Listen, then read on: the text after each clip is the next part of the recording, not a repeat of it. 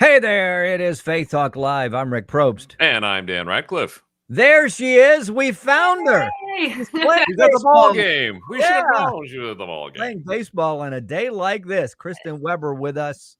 And I saw this video, which I mentioned this to Kristin a little while ago. And it was a video, the last show we did, which was months and months and months ago. I said, hey, we need to get her back on the show to see what's going on. Well, we found her. She's at the ballpark. Still at the ballpark. I think this was my background last time too. So I haven't moved since. It's a great place to be. It is. Yeah. Hey, we wanted to catch up with you. You said about being busy. We'll talk about that in a few and maybe talk a little bit about how the book's doing. But the Christmas time, are you going to be spending it with your mom and dad? What's going on with you guys? And what do you usually do? Are there traditions that you guys have to do? I mean, do you get up on Christmas morning playing Oh Holy Night on the accordion, or what is it that you do? Well, we're all going to Texas. As well, you should. Yes, exactly. Which is the land of freedom. Yes, it is. And for now, until all of California moves there apparently and flips it. But we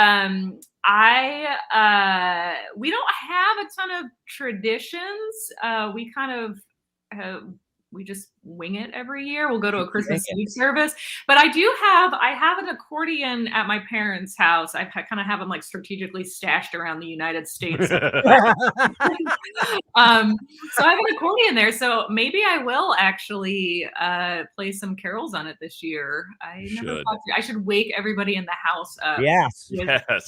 Nothing says good morning, it's Christmas quite like an accordion. Yeah, exactly. Everyone's Christmas wish will for me to fall into a hole. Will be for me to fall into a hole. But yeah, so we'll be in Texas, and then because I grew up outside of Dallas, so I'll make the rounds to go see friends and catch up, and then I'll be there a little over a week and back to Atlanta to hit the ground running in 2020. Hey, would you head to my mom's house for a little bit and tell her I said hi and sorry we couldn't be there? Sure, absolutely. Do you have a song request for me to break the news a little easier? Maybe Grandma got run over by a reindeer. Perfect. All right. Yeah, that'd be great. Okay. Or roll out the barrel. Dan got run over by a reindeer, and that's what there you go. That's why he's not here in Texas. Yeah, exactly. Now, if I remember, is it? Let me see if I can remember the name of that place. Is it like Flowery Mound or? Very good. Flower Mound. Yeah. Is that what it is? It is, yeah. So that's where you're going. Yeah, burgeoning suburb of Flower Mound. Actually, it probably is. I mean, last time I was there, it was growing quite a bit. So it has grown a lot. Every time I go, there's new buildings and some traffic is worse. And so that's because everybody's moving to Texas from California and places like that. Exactly. So. Yeah, everyone's fleeing to Texas. And yeah. Well, let's keep this in the Kristin vein, the Christmas vein, and talk about Kristin vein. I was like, as we should keep about me. So, what is the best? What are you asking for this year? I mean, when you make a list and check it twice, do you have like a list of 10, or do you just say, "Hey, all I need is socks this year"? I mean, what's your thing? So it was funny. We were emailing as a family. We always start like a group email, and basically we're all just going to trade Amazon gift cards. That's funny. That's what we're doing. Yeah, I'm like, let's just keep our money, buy something we want, and be like, this is what I bought from you guys for me. Isn't that fun? Yeah, that's what I thought. Because my mom was like, "Well, what does everybody want?" I'm like, "Everybody wants Amazon gift cards." And I said, "What do you want?" She said, "An Amazon gift card." Like, why are we even bothering then? So yeah. But I got a really good gift from Delta actually to buy anything I want. I got paid for the first time in my life. I was flying somewhere and didn't have really anywhere to be. And I was coming back from Michigan last weekend, and there had been snowstorms, which kind of delayed a lot of stuff. So they came on the plane and they were like, we need 4 volunteers because our plane is overweight. And I was like, how are you just now figuring, like, is it on a They were like, oh no. So was it when I got on? I mean, I was like, at what point did we figure this out? But they said that the plane was overweight. They needed 4 volunteers to take like a light cash voucher to take later flights. And I was like, I've never done this before, but I could use that extra cash. And so I volunteered. And then when it was only then that they were like, oh, hey, you're not going to fly out of this airport. We're going to get a guy named Jim to drive you guys to the Detroit airport all the way across the state. We were like, oh, good, Jim, yay. And so some Delta employee or contracted by Delta, I still don't know the story. It was a nice car though. Drove us. We drove 4.5, what should have been a 22-minute plane ride. We drove 4.5 hours across the state of Michigan, half of it in a pretty big snowstorm, to get to Detroit to take later flights out. And so they were like, you'll get an email with your link to redeem your voucher. And I never got the email. And so a few days later, they're like, you should receive it by the end of the day. If not, call this number. So I called the number and they're like, we have no record of this happening. And I was like, no. I was like, my voucher. So I kept getting the runaround. Like nobody knew what to do. They just kept giving me other numbers. Some of them were disconnected. And so finally I was like, I don't want to do this. But I went on Twitter and I posted a public tweet. I was like, hey, Delta, I was promised vouchers and nobody knows how to access them. And immediately somebody got to me and they figured it out. Yeah, the email just never got sent, I guess. They found it and resent it and we're all good. But so, yeah. Thank you, Twitter.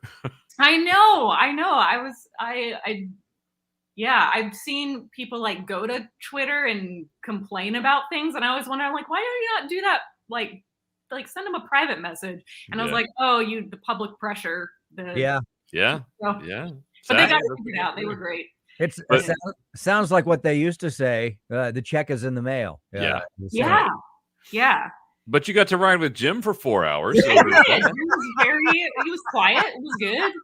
And the two other volunteers, one guy was like, I'm just going to fly out tomorrow. He's like, I'm not driving to Detroit.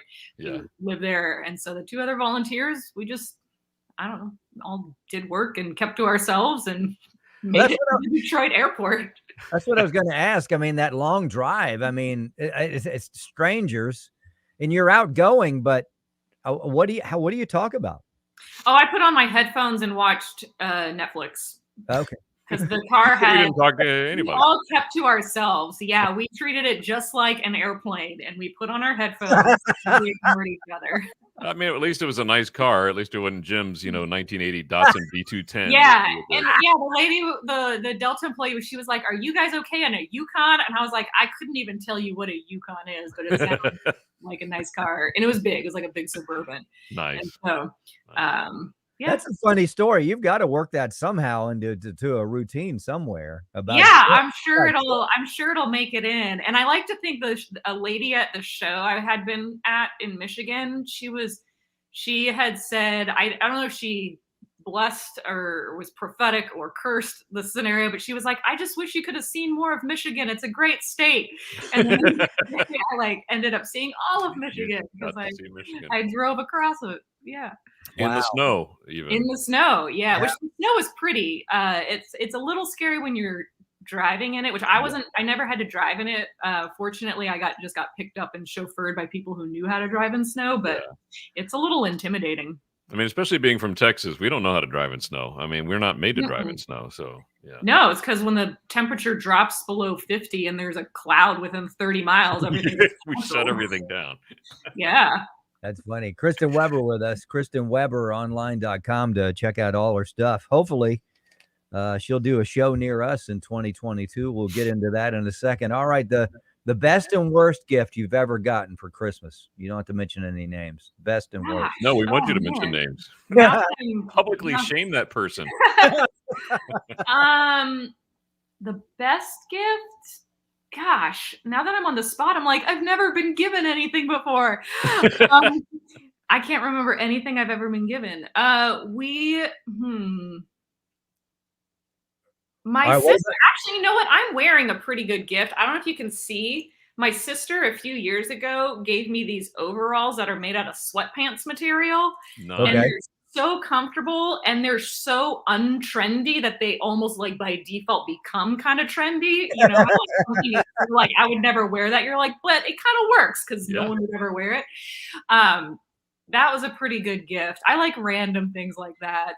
And then the worst gift I've ever received. I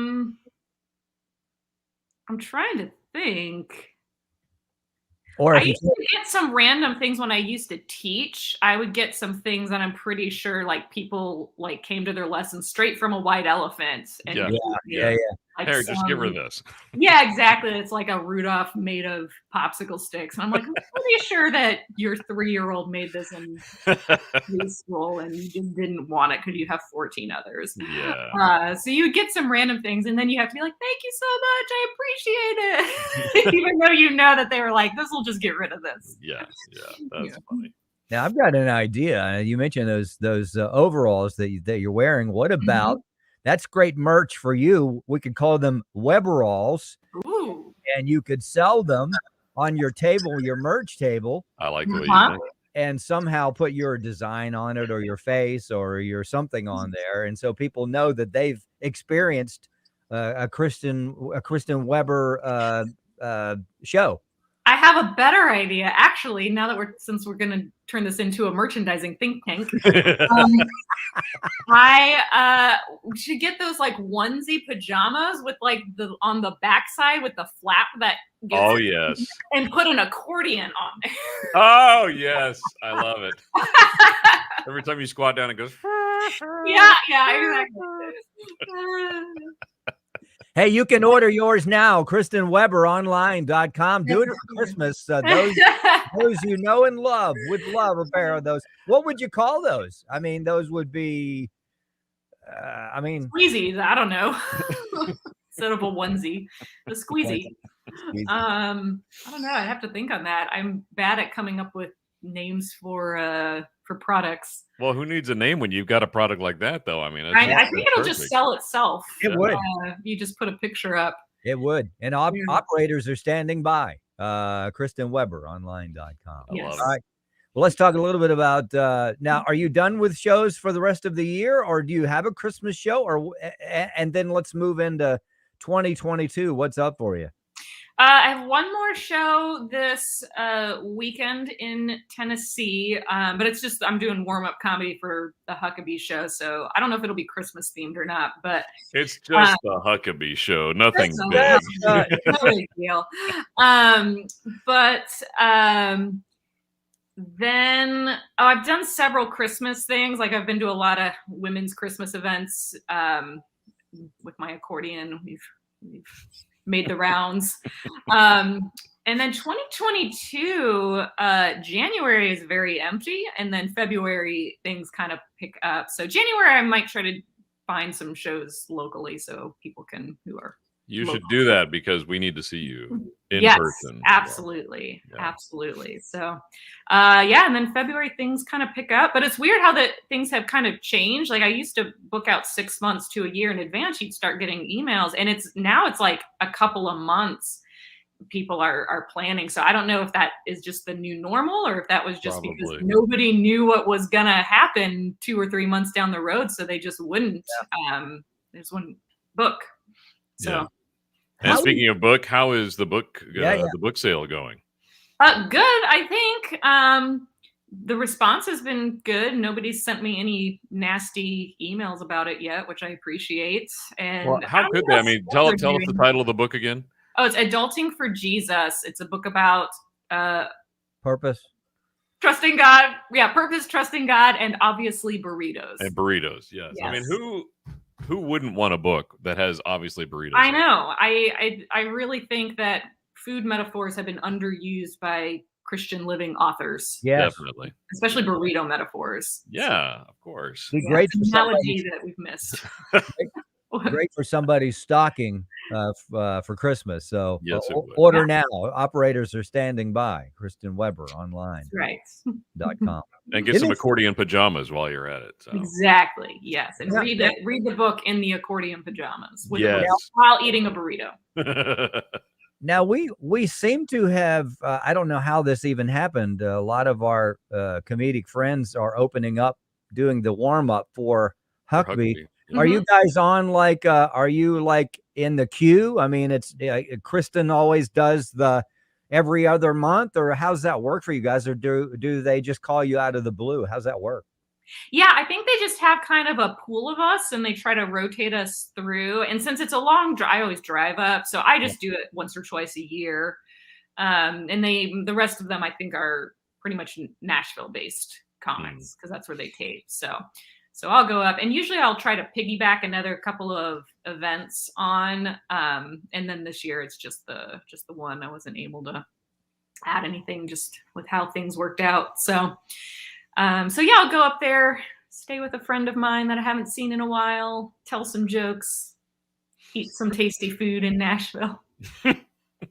It's so when people are like, oh my gosh, what is it like to be a traveling comedian? You're like, it is so anticlimactic. Whatever your expectations are, just like put those expectations in a Target or a 7-Eleven because that's most I've been inside like every Walmart across America. I don't know, Kristin, riding in the car with Jim for 4 hours, that is glamour right there. It really was. Yeah, the epitome of it. So I'm surprised we haven't seen that all over the Facebook and Insta where he's taking selfies with, hey, look who's in my car. And then there, bam. I mean, it's almost like right? I guess maybe the masks because with the travel you have to, so my mask protects my anonymity and also my general anonymity protects my anonymity. Being you didn't break out the accordion. If you had done that, that would have given it away. Yeah. Although I will say, if we're talking about like being recognized in like random things, so I got a message on Facebook from somebody who, because I did Babylon Bee back in July, and then that posted a video podcast that they did. So somebody emailed through Facebook, and she was like, "Hey, my friend watched this video," and he was like, "Oh, she said she lives in Atlanta. Do you know her?" So she happened to come to my jiu-jitsu gym and had like rolled with me a few months prior, and she was like, "Oh my gosh, I do know her." It was the most random, like, how would you recognize somebody? So it was just one of those, like, out of however many hundreds of thousands or millions of people live in Atlanta, she was like, "Oh, I actually do happen to know her." I rolled around on the mat with her as a matter. Yeah, it was yeah. We talked to those guys. I can't recall his name right off the top of my head. Was it Matt that we? Matt was his name? Oh, Ethan or Kyle or Kyle. It was Kyle, I think, that we talked to. Yeah. It was I mean, we had fun. It was a great yeah, he was fun. Great interview. Yeah, they're very quick on their feet. They're funny guys. So they are. Obviously in the right line of work. So yeah. Very sarcastic, very funny. Yes, I love it. Yeah. So you've got shows coming up in 2022. What else you have coming up? My Dry Bar special should release in 2022. I don't know when. I'll keep you posted on that. Yeah. But that was a fun experience and should be exciting to have that out in the webverse. Interverse. I don't know. How was the crowd for that? Was it a good crowd? First crowd was probably one of the best crowds that I've ever had. Just a lot of fun. And then the second crowd was like, or do we not? They were just hard to warm up in general. Everybody kind of had a tough time cracking them. They got there, like we warmed up, but they were like, prove that you're funny. So I guess that's how it is, right? I mean, you get a fantastic audience and your first show and you're going, man, I would go, all right, I'm going to crush it in number 2. And then it's almost like crickets. And it's like, oh my God, what's going on here? Yeah, it was, I'm glad the first show went so well because they got all the footage that they needed. So they even said that they were like, it looks great. It sounded great. So they were like, you can pretty much do whatever you want the second show because we'll probably most likely use this one.